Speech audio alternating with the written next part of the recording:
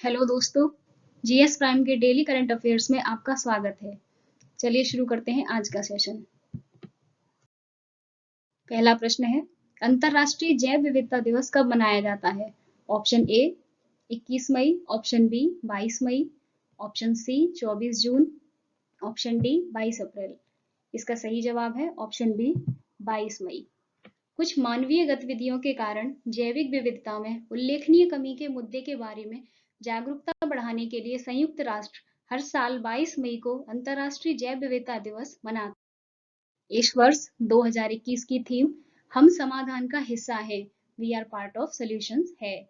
इस नारे को पिछले साल के अति महत्वपूर्ण विषय हमारे समाधान प्रकृति में है, our solutions are in nature के तहत उत्पन्न गति की निरंतरता के रूप में चुना गया था, जो एक अनुस्मारक के रूप में कार्य करता है कि जैव विविधता कई सतत विकास चुनौतियों का उत्तर बनी हुई है। संयुक्त राष्ट्र का मुख्यालय न्यूयॉर्क यूएसए में है। श्री एंटोनियो गुटेरेस संयुक्त राष्ट्र के महासचिव हैं। अगला प्रश्न है, अभी हाल ही में भारतीय नौसेना के किस पोत को सेवा मुक्त कर दिया गया है? Option A INS Vijay, option B INS Rajput, option C INS Godavari, option D INS Sindhu. इसका सही जवाब है ऑप्शन बी आईएनएस राजपूत। भारतीय नौसेना का पहला विध्वंसक आईएनएस राजपूत 21 मई को सेवा मुक्त हो जाएगा। इसे 4 मई 1980 को कमीशन किया गया था। 41 वर्षों तक सेवा प्रदान करने के बाद इसे विशाखापत्तनम के नौसेना डॉकयार्ड में बंद कर दिया जाएगा। आईएनएस राजपूत को रूस के 61 कम्युनार्ड शिपयार्ड में बनाया था। इसका मूल रूसी नाम नादेजनी था। आईएनएस राजपूत ने पश्चिमी और पूर्वी दोनों बेड़ों के लिए सेवा की और इसके पहले कमांडिंग ऑफिसर कैप्टन गुलाब मोहनलाल हीरानंदानी थी। यह एक भारतीय सेना रेजिमेंट राजपूत रेजिमेंट के साथ जुड़ा पहला भारतीय नौसेना जहाज है। इसने ऑपरेशन अमन, ऑपरेशन पवन, ऑपरेशन कैक्टस आदि सहित कई ऑपरेशनों में भाग लिया। अगला प्रश्न है, पिनरई विजयन ने हाल ही में किस राज्य के मुख्यमंत्री के रूप में शपथ ली है?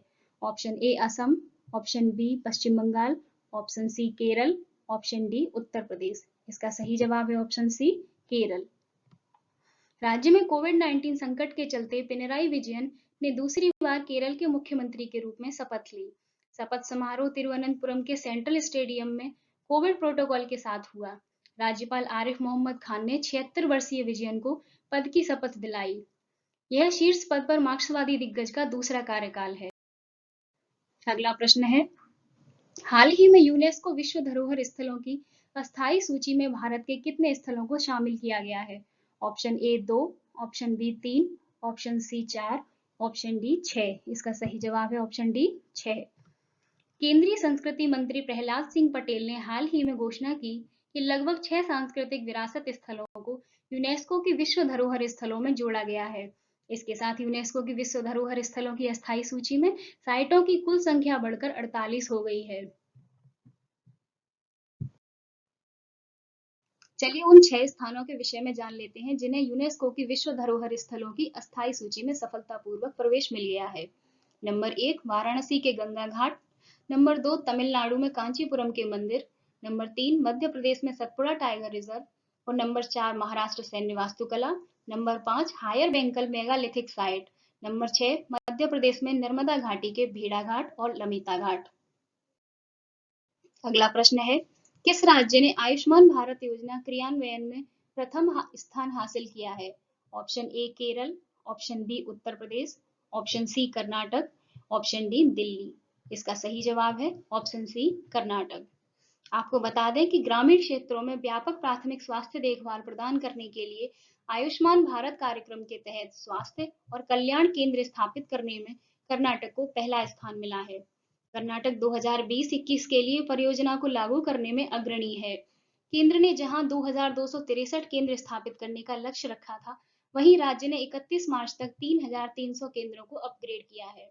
स्वास्थ्य और परिवार कल्याण विभाग के अनुसार वर्ष 2020-21 के लिए परियोजना के कार्यान्वयन की बात करें तो राज्य 95 में से 90 के स्कोर के साथ शीर्ष पर है।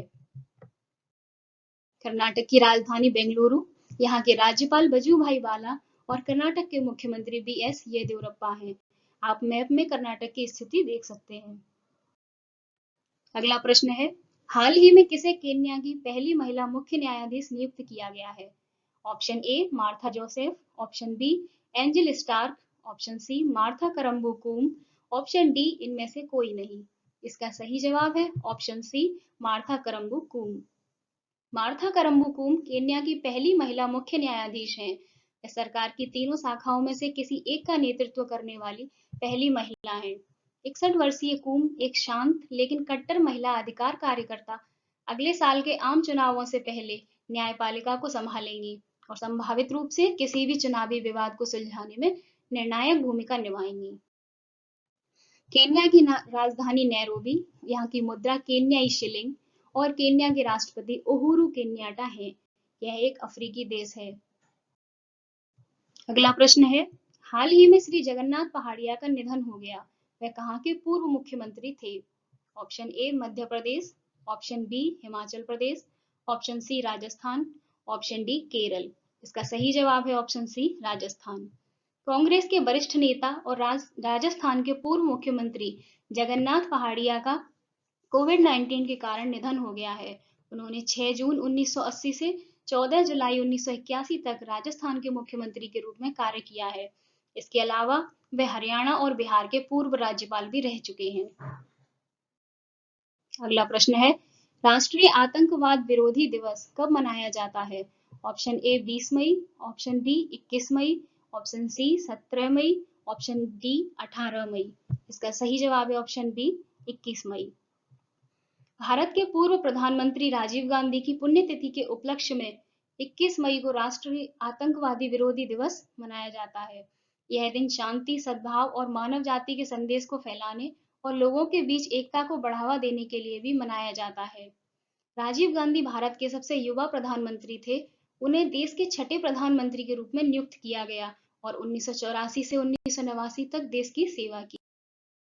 अगला प्रश्न है, हाल ही में संवाद तथा विकास के लिए विश्व सांस्कृतिक विविधता दिवस कब मनाया गया?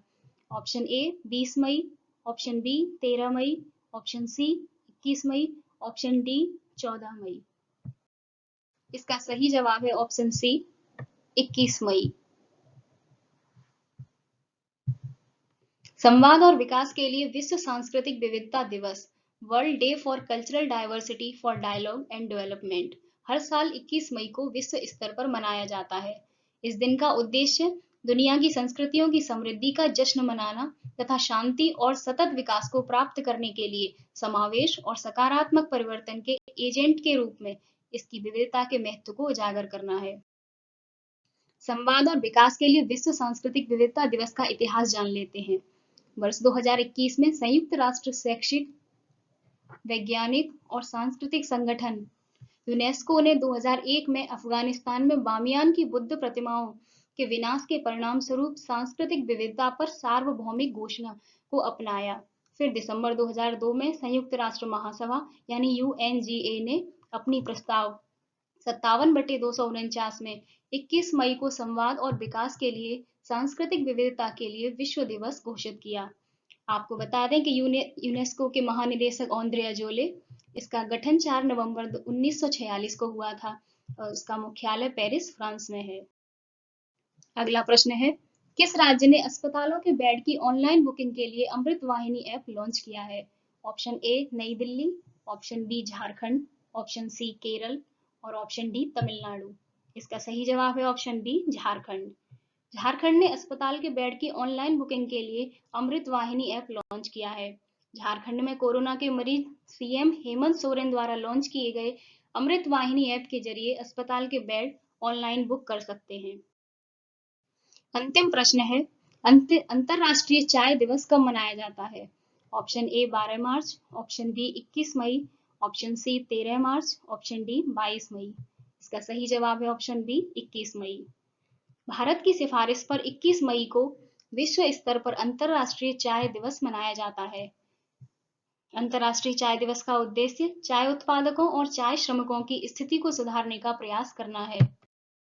संयुक्त राष्ट्र ने दुनिया भर में चाय के गहरे सांस्कृतिक और आर्थिक महत्व के बारे में जागरूकता बढ़ाने तथा भूख और गरीबी से लड़ने में इसके महत्व को बढ़ावा देने के लिए संयुक्त राष्ट्र के खाद्य और कृषि संगठन फूड एंड एग्रीकल्चर ऑर्गेनाइजेशन यानी FAO द्वारा अंतरराष्ट्रीय चाय दिवस को मान्यता दी। इसके इतिहास के बारे में जान लेते हैं।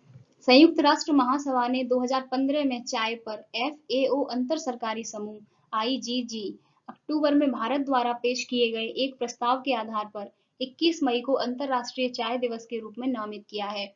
2019 से पहले 15 दिसंबर को चाय उत्पादक देशों जैसे Bangladesh, Sri Lanka, Nepal, Vietnam, Indonesia, Kenya, Malawi, Malaysia, Uganda, Bharat और तंजानिया में अंतरराष्ट्रीय चाय दिवस के रूप में मनाया जाता था। चाय क्या है, इस विषय में जानते हैं। चाय कैमेलिया सिनेंसिस पौधे से बनने वाला एक पेय पदार्थ है। चाय पानी के बाद दुनिया का सबसे ज्यादा पिया जाने वाला पेय पदार्थ है। ऐसा माना जाता है कि चाय की उत्पत्ति उत्तर पूर्वी भारत, उत्तर म्यांमार और दक्षिण पश्चिम चीन में हुई थी, लेकिन अभी तक इसके मूल स्थान के बारे में कोई भी विश्वसनीय जानकारी नहीं है। Thanks for watching. Please like and subscribe.